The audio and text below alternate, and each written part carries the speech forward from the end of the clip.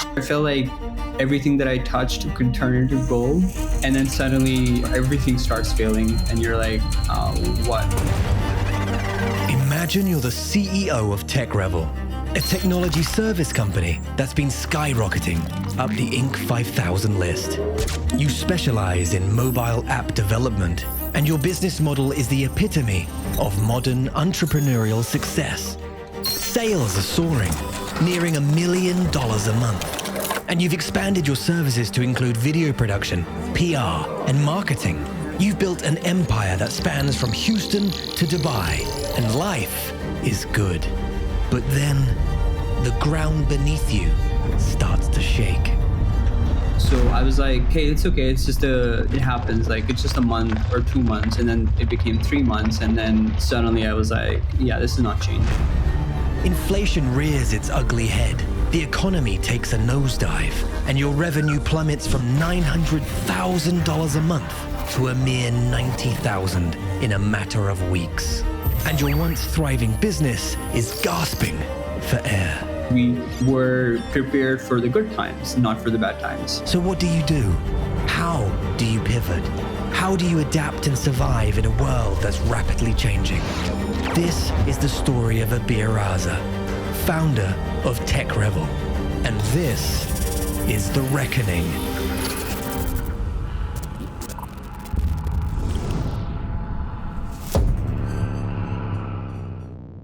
Welcome to Top CEO. I'm chatting with Abeer Raza, a CEO and co-founder of TekRevol. And Abeer, take me through the thinking behind where the company is right now and how you got to this place. To set a little context, you were a fast-growing company. You were part of the Inc. 5000. You had, sales that were approaching $1 million a month. You're a technology services company, among other things, developing mobile apps. And suddenly, with everything that's happening with inflation, the economy, suddenly you felt the pain of that all at once. Fairly recently. Take us through kind of where you were at and when you started realizing there was a problem. So I think for most entrepreneurs, there's this issue where you're not able to stop growing. Especially I remember when we went to Inc. 5000 and we were the 624th fastest growing company with 824% growth in 3 years. And I was sort of looking around, and I was like, my co-founder, who's our CTO, and I serve as a CMO. We don't have a CEO. We kind of divide responsibility between each other. So we were looking around the room and we were like, why are we 600, whatever. There's companies, at least on my part, like he was super happy and I was like kind of depressed. So I was like, how do we get to the number one spot? And so what followed was, a crazy amount of, non-thinking investment, not thought through in terms of the downside of things. So we started to kind of capitalize on everything that we could potentially do in terms of scalability.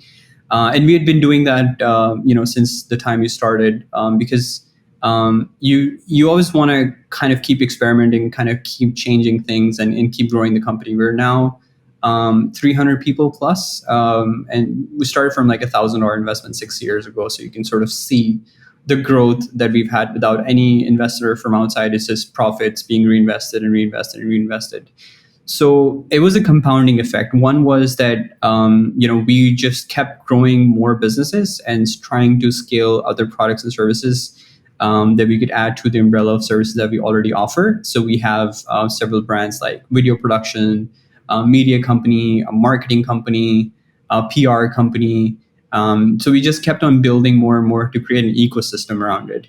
And then we sort of expanded location-wise as well. We spread out we started from Houston and we started to Miami, California, DC, Dubai. We had like staff present in these locations. And then COVID hit, we had to contract because, it was a bad time for everybody, I guess.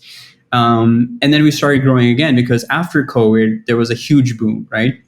When we started to scale back up again, we didn't really, sort of look at the downside or what could potentially happen. And that happened. Whatever could potentially happen started happening at the start of this year, where the economy started. Right. And just to take it back. So it's a cool success story. I mean, you're growing fast. You start this as it sounds like between the two co-founders, really.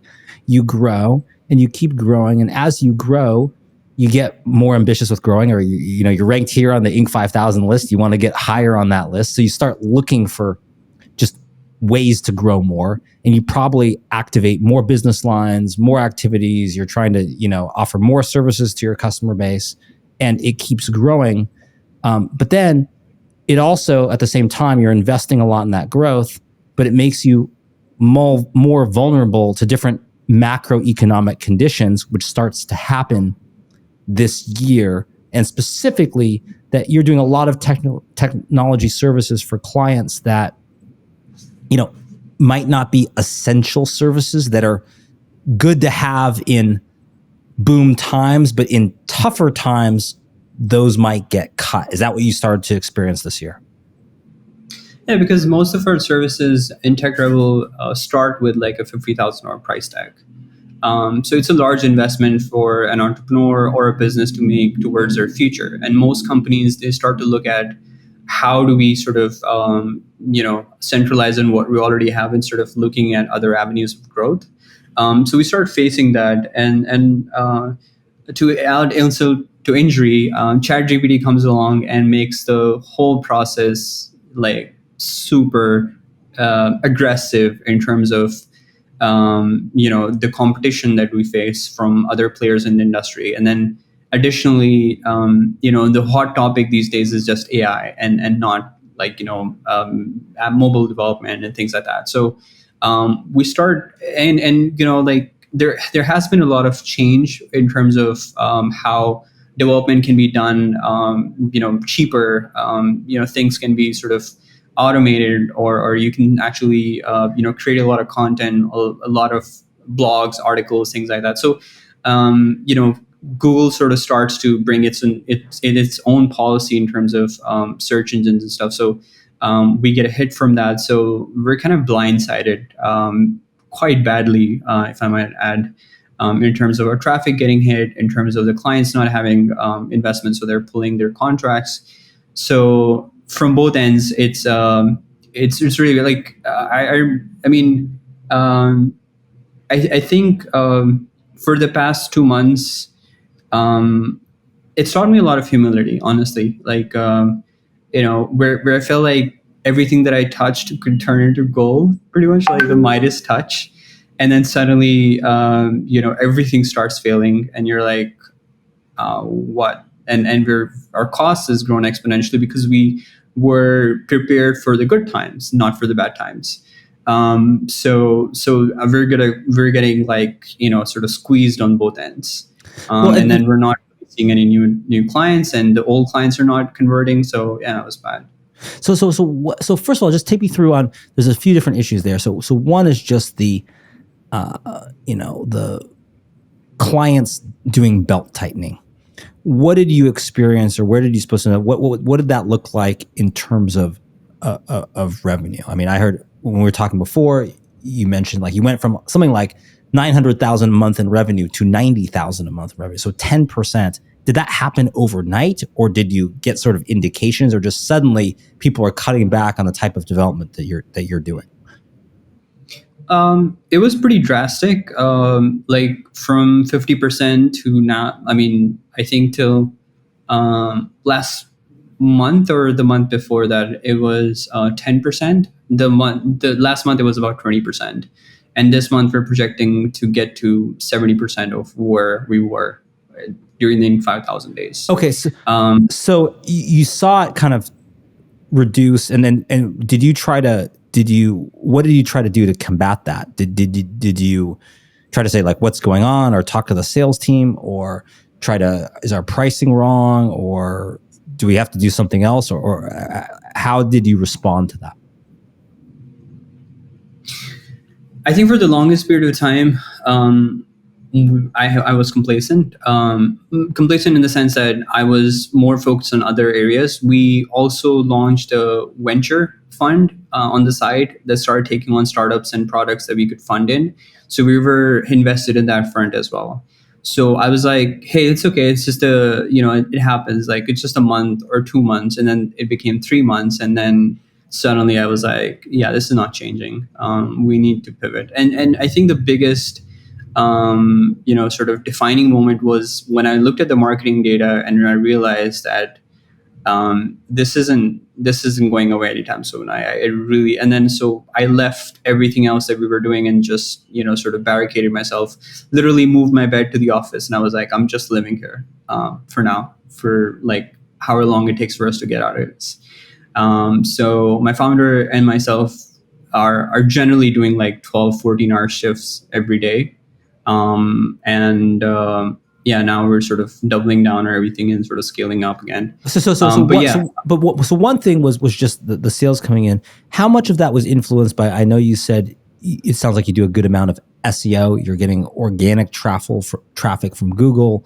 How much was impacted by that? I mean, the Google algorithm can change, but also Google is increasingly delivering more like direct results where they don't have to necessarily visit your site, and sort of the OpenAI ChatGPT trend starts leading itself there, that maybe it's less SEO driven. What was the impact of that? Were you just getting less leads, or was it just that the leads, you were getting just harder to convert, less dollar values? What were you experiencing? It was both, but that's what I said, right? Like the first indication, which was the harder to convert, was that, hey, we have the leads, we can convert them. We just need to figure out how, right? So we changed the process. We try to, button that up. We try to, add more collateral and sort of, divide the pipeline into different stages and all those things that you would generally do to kind of squeeze out as much juice as you can out of the, leads that you have. The second part, which was more of a awakening for me, was that there's no point. We don't have anything in the backlog. So that's what really sort of led me towards really figuring out how we can sort of pivot from there. And by all intents and purposes, we already have. But yeah, it was kind of interesting. I see. And then what is the factor of the sort of the interest in AI? Was it just that more of the leads were like, help us, use AI, develop applications, including AI. And it was just changing. It was sort of changing because that was the hot topic. And then once you go the AI route, now you have very fierce competitors, lots of coming in because it's like the most invested space there is right now, which super ramped up competition. Is that what you experienced? Yeah. I think the larger players like Microsoft and Google and Tesla and all the other sort of companies have their own sort of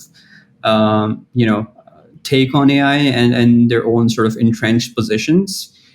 So I think for our smaller clients, it started to become like these companies were already really big, and now they have, they can pretty much control everything with the way AI is and sort of how it can create more opportunities for them to grow. So there's no point in us trying to compete in that space. And then additionally, the smaller sort of startups that were using AI to kind of get themselves ranked higher and sort of start getting more acquisitions, started scaling even faster. So I think the mid-tier clients that we used to get that were sort of looking long-term and sort of looking at how this could be a viable investment in the 5 years time frame or 10 years time frame, they just vanished because at the end of the day, things are moving super fast and you're getting squeezed from both ends. So that was, I would assume one of the sort of driving factors. And then, like I said, economy was a very huge impact as well. But more so than the shifting trends of customer interest, we were impacted a lot from a standpoint of our rankings in general because, there were companies until Google's new update came up, there were companies using AI for, blogging and article submission and off page and on page and things like that would like drastically propel them beyond us, where we were the in the top 10 in terms of the highest searched company in app development. So it was, that was the bigger sort of thread. I see. You mean just people that were just supercharging and could use it effectively to generate a lot of content that would help in SEO. Yeah. And Google wasn't quite sophisticated enough to realize it's sort of generated content yet. There's other tests you can do, other things. So they were getting a kind of an unfair advantage, you felt, in being able to harness that and use that to improve their SEO ranking. Yeah, I mean, there's so essentially, like, it's not just because it's not just the blogs, right? Like, you can do a lot with ChatGPT in terms of, like, even doing a podcast, for example, right? So we were more sort of focused on quality in terms of human written stuff and all that, and we were sort of resistant towards AI, and that worked drastically against us. I mean, right now, I'll give you an example. One of the things that we did was completely revamped our business development efforts, where we started scraping data off of scripts that we would use from ZoomInfo and sort of other places in terms of intent and all those things, and then like connecting that through Open Graph with ChatGPT to kind of get introduction emails written up with, like, contextual sort of sounding emails. And there's some other stuff that we did in SEO, and I can talk more through that as well. But what I realized was that that is what companies were already doing, and that was changing the demographic. Like, right, I mean, you would be able to write maybe 5 or 10 contextual emails in a day, well-researched emails. Now you could do 100, 200. Actually, there's no limit to that. So there's companies that are completely sort of beating us in the dust with these approaches. So we needed to figure out how to do to pivot. Mm-hmm. I see. And so how did you start to kind of shift gears then, as you started realizing, like, hey, this is urgent. I'm moving my bed to the office. we're taking long shifts, all hands on deck. And it sounds like you were focusing, right? You're saying these other side projects, other things that were all good. No, not focused on that now. I'm focused on our core business. How did you start to think about the pivot? What were the steps you took? Was it think about new markets? Was it pivot services to more? I know you've done things in the restaurant industry, for instance, where you could provide essential services that are not nice to have, that are essential, that can help you weather the storm. Did you think about diversifying offerings so you weren't, too concentrated in any one sector or type? How did you think about it? I think there was quite a few things that we did that weren't really necessarily done during the time, and I could talk through both of these things. One was that we diversified early on in the business. So even though that kind of affected us in terms of the cost aspect, but that started to show its. There's a universal sort of term that we use for the economy in the Middle East, and I'll kind of start with that. The Middle East economy always catches up to the U.S. economy 5 years later. So the sort of economic downturn that we were seeing in the U.S., it was the opposite in the Middle East. Our leads were just flowing in. Like, I would say that we would probably get almost 8x or 10x the amount of leads that we would get in the US in the Middle East. And that was a trend that was going on. So we just figured out how to button down our business development efforts there to start converting more sales and get really, because the sort of mindset there is very different. So we had to kind of figure out what to work on and sort of added the team there to kind of sort of offer these services very specific to that market. So that revenue started flowing in. So that added in. So if we're looking at 10% of our sort of the initial sales that we used to have, now it was about 40% because 30% was now coming from Middle East. So that was one thing that we did. Really sort of refocus our efforts there to kind of get that scaled up. And then additionally, like I mentioned, the AI side. So when we realized that this was not going away, we really, really started to get super focused on how can we introduce AI in every part of our service line. So We introduced that into development. So we started doing code using AI techniques to kind of refactor it, to make it, for us to kind of deliver the end product faster at a cheaper cost. And we started, sort of giving that cost back to our customers. We were able to reduce our cost and sort of compete more in the market. Then additionally, and as a CMO, I can talk very specifically about marketing. One of the cool things that we did, and I really loved it, was our off-page strategy. So initially, used to take our SEO guys about 3 to 4 hours to do research and then do article submissions, because they have to reach out to every website that our competitor was already ranked on, and then send them a custom email saying that, hey, yada yada yada, we read your article, and we want to have ourselves listed there. Our competitors listed this here, but we have a more refreshed article, more et cetera, et cetera. So what we did was we used a script on AI to kind of start to capture all the opportunities that our competitors are missing, which includes for links that are disavowed or dormant, or links that are not updated and things like that. So we start creating that list. We use another script to pull in the email addresses of those people, of those websites and blogs that are that we need to reach out to. So we started to get all of that in one place, and then we use ChatGPT to crawl through their website and tell us what are the opportunities and what things can we sort of mention in their email. Then we push that data into HubSpot, and then we created a workflow in HubSpot that would allow us to automatically follow up on those points that we just mentioned.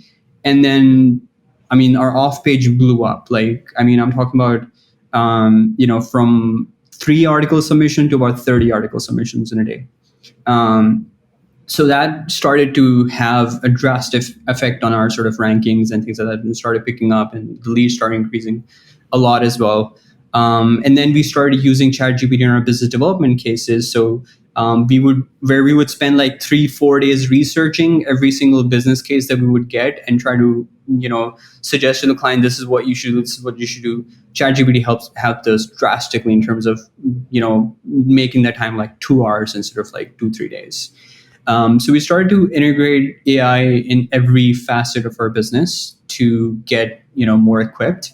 The restaurant startup was a little. And before you move on to that, like, what is your recommendation for other entrepreneurs who? Oh, that was the last part. Yeah, what I was going to say is like how to go about doing this. Well, what did you do right? What did you do wrong? If they're just like, yeah, this sounds like everyone says generative AI is going to be transformative, but we sort of don't know where to get started, where to focus our time, how to get actual ROI from it, as opposed to just like playing around with ChatGPT. What is your recommendation? My recommendation would be just to get started. Like, I mean, there is no point in waiting. Like, everybody's already there. Like, everything. AI definitely creates a threat for most companies out there, for most entrepreneurs out there. But it also creates an immeasurable number of opportunities. Like, for example, just as let's say you're a PR business, and your core business is to do these podcasts and stuff with influencers or people that want to sort of get their personal branding outside the door. What you could potentially do is run a program on one particular industry, find out the top player in that space in terms of the mentions on Google Trends, pull that information, pull that data, then pull another data in terms of volume of different keywords, in terms of what they're trying to signify themselves, or what they're trying to push themselves as, in terms of the sort of the biggest player in the market. And then you have potentially, let's say, 1 against 10, right? Like, 1 is the biggest competitor. You can email 10 people saying that, hey, we see that this guy, Gary Vaynerchuk, is ranked on these words, and has such a sort of affiliation. These are places that they've gotten themselves listed. He's gotten himself listed already. These are the volumes that he's getting out of these places for his clients and his engagement. We can get you on those places if you just give us a shot. And these are the potential areas that we can actually get you. And this is all like done through AI. So like, you literally don't have to do anything. Like, you just press a button and it's done.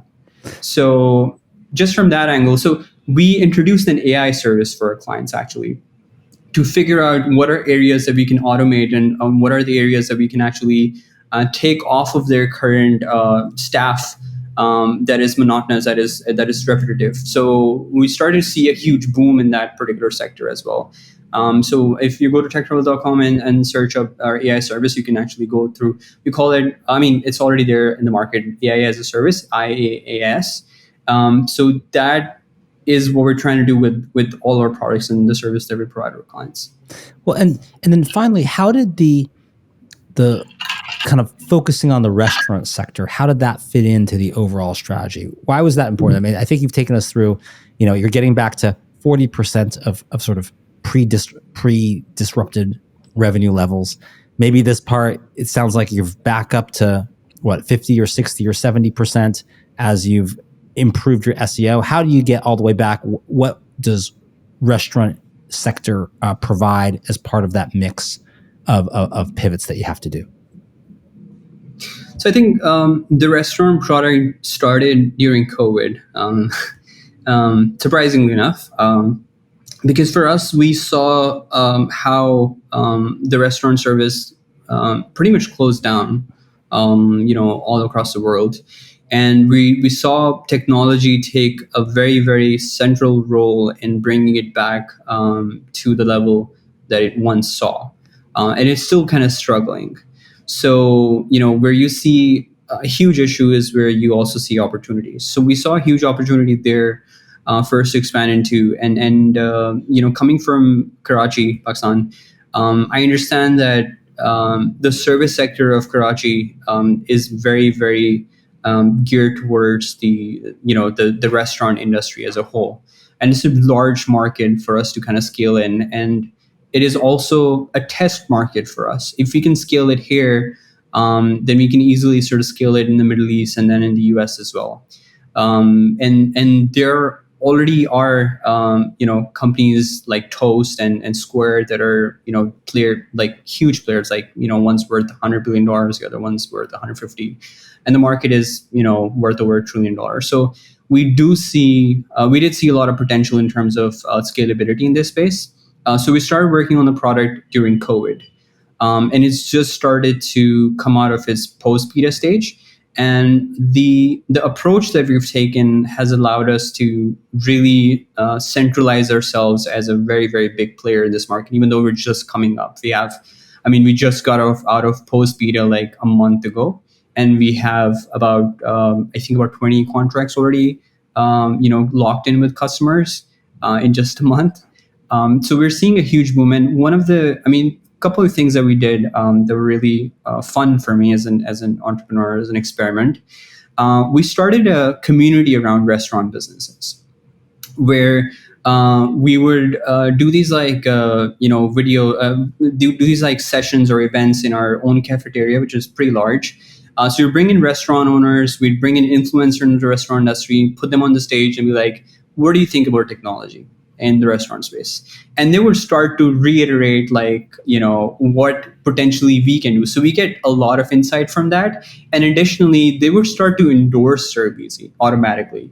Just because we've given this platform, we talk about it, and we're not selling to them. We're not saying anything about ServeEasy or what we're trying to do. So they would start endorsing it by themselves. And we would take like snippets and things like that. We start, putting that on social media and stuff. And then underlying, and this was the core thing that I'm interested in.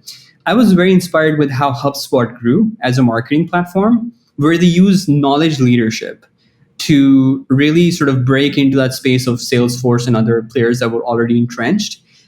They would do like courses and certifications and things like that. And suddenly you had marketers putting their tags there on LinkedIn and everywhere else. This is what we started to do with ServeEasy, where we started because we saw that the restaurant industry in Pakistan is very sort of fluid in the sense that it's dependent on the resources that are there, the labor class, and they're very, they don't have anything being offered to them in terms of certification or knowledge or things like that. And there's no comparison. Like if I'm a server and I leave this restaurant, I have nothing to back me up except for I work for this restaurant. So we started empowering those people through the community where we use the leadership to kind of tell them that ServEasy is the best in class. And then we started giving them certification and things like that. That helped us build connections within the restaurant industry. And that automatically started getting us like clients. We have no marketing strategy apart from this, and we're starting to get a ton of influence. So where are things right now? How much are you back to kind of pre sort of disruption revenues, and what does your outlook look like for the future? Where are you at this moment, and what are the key challenges that you and your co-founder have to overcome to not only get back to where you were, but also increase and grow and scale from there? That's a very difficult question. Um, so it's very stressful. I mean, there's no denying that. To be in a situation that we thought we'd left back, like, I mean, our accounts were flush. We had enough capital to invest in other ventures and stuff, and then slowly and gradually the noose keeps getting tighter around your neck, and then you're just there now. You just have to like somehow grab onto whatever survival that you can, and then hope to survive long enough to which you can come back to where you were and then go from there, right? So it's not about going back to square one. It's square minus 90% or something. So it's difficult. It's stressful. And the way I see this is it's a test, right? Like, I think if everything had, I mean, that's what I mentioned at the start, that it's a very humbling experience, because on one side, it would be nice to have success throughout and keep growing. But on the other side, what if this had come to us when we were $100 million company? Or a close, I mean, my goal is to get it to $1 billion, right? Which is why the SaaS platform, which is why the other sort of ecosystem products and services. So what if we were close to that and this happened? The downside from that would be drastic. So if it happens right now, it just shows us that we need to be more mindful of macroeconomic factors, and we need to bake that into the different startups that we create, and always have a sort of risk aversion strategy in place where our outflow is always controlled in terms of how much are we willing to put out. I think in terms of the future case, I know for a fact that we're going to get out of it because we already have the metrics to prove that. We're starting to change strides, and things are starting to improve. I mean, I can like, if I went to the marketing side, like I can talk through about like ads that we're running in sequences on different stages of the business development process. Like a customer that's on the contract stage is only seeing things that are related to contract everywhere on search engines and social media and everywhere else. I can talk about retargeting that we've incorporated, which we never had before. I can talk about the different assets that we have in place, which were never there before. So we're a lot stronger than we started. And that's starting to show the effects. So by all intents and purposes, not only are we going to get where we were before, but we will be probably 10x that in the next, I would say, 3 years. That's the target.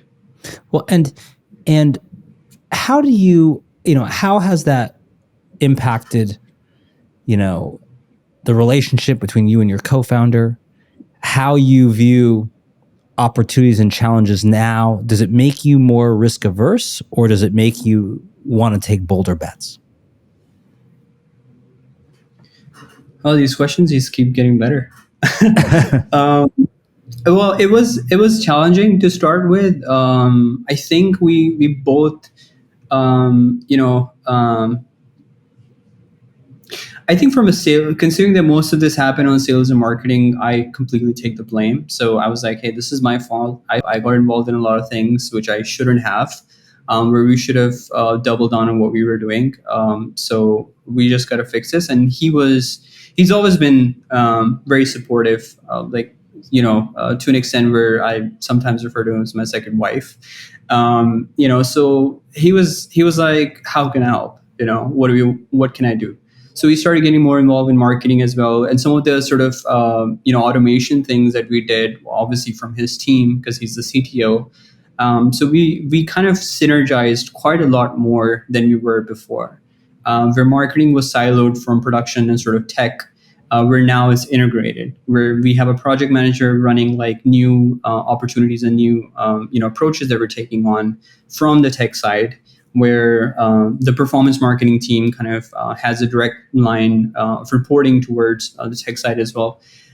So yeah, we've kind of fixed some of the gaps that were existing before. I think it's made us a lot more stronger in terms of relationship wise, the question that you asked.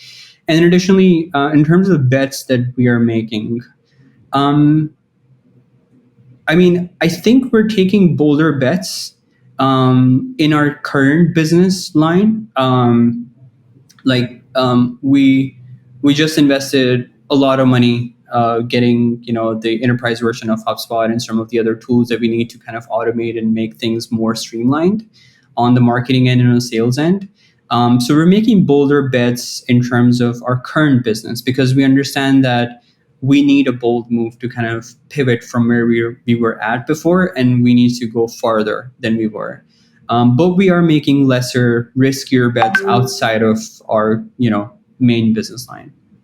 I see. Okay. Well, and final thing is for any entrepreneur dealing with a similar challenge, saying that like, hey, things are going great and suddenly it isn't, or hey, we're used to always being in a growth mode, right? We're always used to always seeing our graphs going up and to the right, or wow, I thought this was just maybe a blip in our overall story, but oh no, suddenly this seems more serious. What is your final advice to them on how to get through something similar to what you've faced during this past year?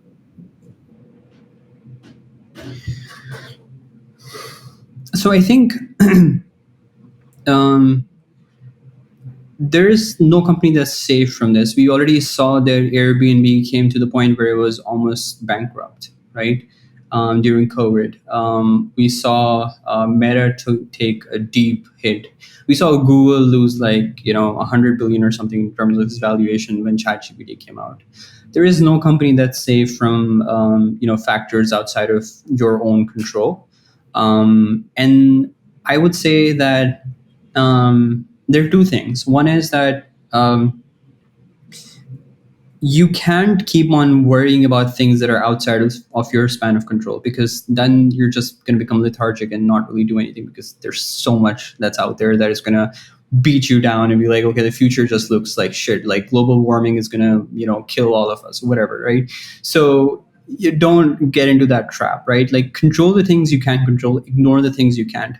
However, and this is something that I've learned very recently, when there's macroeconomic factors that would directly impact you, that you think is going to impact you long term, assume that's going to impact you next month. What would you do differently? How would you change the way you're doing things? And then I'm not saying that 100% focus on pivoting or anything. Like, again, we're 300 people. Like, I mean, it's hard to pivot when you're like, you're focused on one thing, you're focused completely. But set aside 20% of your time or 10% or whatever you can afford and put it in your calendar and start having those discussions around worst case scenario. What are we going to do? Like, how is this going to change for us? And it's a process. It doesn't, when you have to pivot in a month's time, then you put in those 14 hours and you become stressed and things, you have to take several steps back. You don't want to be in that situation. You have to always be planning ahead. I think good entrepreneurs, I'm not one of them, I guess, think ahead. They really understand and they start taking action from day one instead of waiting till the water is up to your throat or whatever. Imagine being at the helm of a thriving tech company, only to find yourself in a whirlpool of challenges that threaten to sink the ship. TekRevol faced just that. A plummeting SEO ranking, fierce competition in the AI space, and a shifting economic landscape that left them gasping for air. But did they drown? Far from it. They pivoted, and how? Diversifying into the booming Middle East market, embracing AI to supercharge every facet of their business, and even venturing into the restaurant industry. TekRevol didn't just adapt, They evolved. They turned challenges into stepping stones, transforming their business model to not just survive, but thrive. And the future? That's not a question mark, but an exclamation point. Abeer Raza sees a 10x growth on the horizon, fortified by lessons learned and a newfound resilience. So what's next for TekRevol? The journey ahead is not just about recovery. It's about revolutionizing the tech space, one bold move at a time. And with that, it's case closed.